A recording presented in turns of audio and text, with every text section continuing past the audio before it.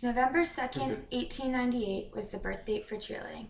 Back when it started, it began as sideline cheerleading, which has expanded to much more competitive and national sport today. When cheerleading started, it closely tied with football, where the cheerleaders would cheer on the football players. It started at the University of Minnesota, where Johnny Campbell was the first cheerleader.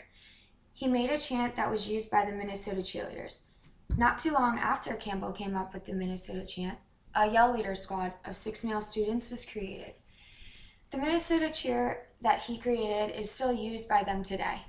It wasn't until 1923 that women could cheer for the first time. During this time is when cheerleading added tumbling and acrobats to their routines. Now cheerleading is 97% women.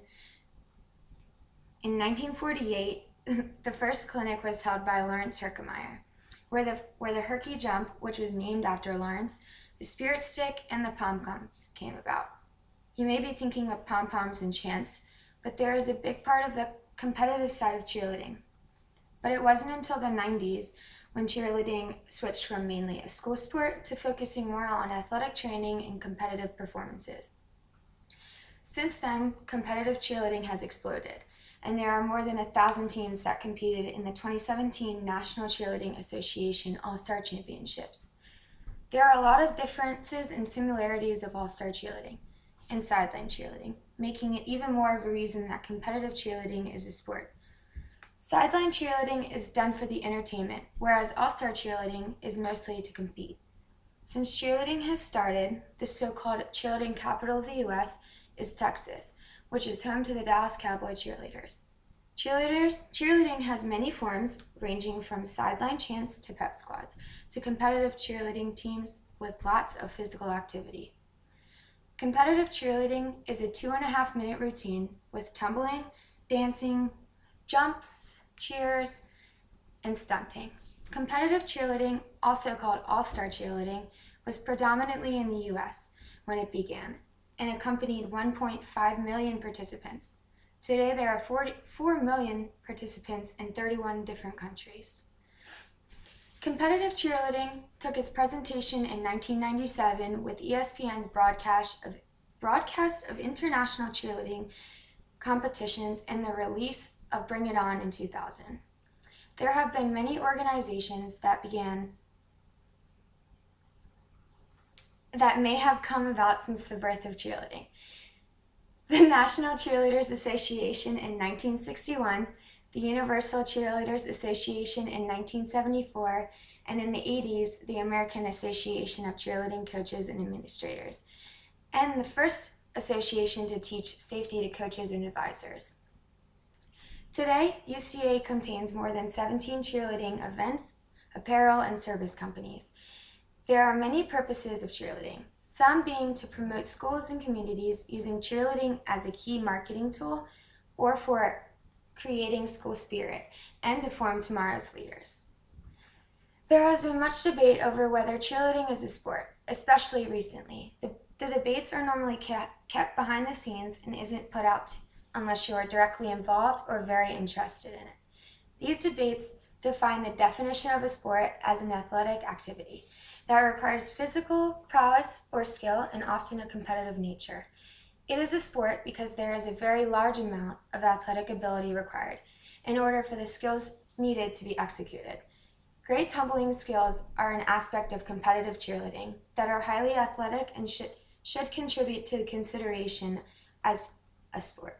Tumbling requires a high amount of athletic ability because it takes a lot of training and practice to execute the skill.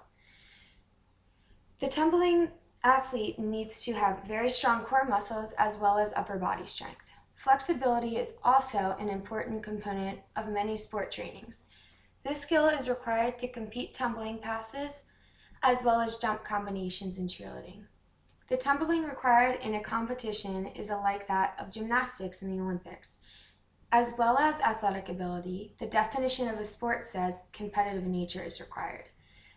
Cheerleading is extremely competitive. Teams practice 3 to 4 times per week to prepare for competitions. These competitions lead them to their end goal of state, national, and world competitions. These competitions require you to compete against the top teams in the world in order to make it to them. Cheerleading, especially all-star cheerleading, requires equal or more amounts of athleticism as other sports. Recently, I read that cheerleading is the most dangerous female sport that causes more serious and deadly injuries than any other female sport. According to the National Center for Catastrophic Sport Injury Research Center at University of North Carolina, cheerleading accounts for 65% of all catastrophic injuries. Over 16,000 athletes get hurt in cheerleading-related injuries per year. There was a large debate in 2016 that led to this conclusion. The International Olympic Committee Executive Board voted to recognize cheerleading as a sport, but doesn't say that cheerleading will be able to participate in the 2018 or 2020 Olympic Games.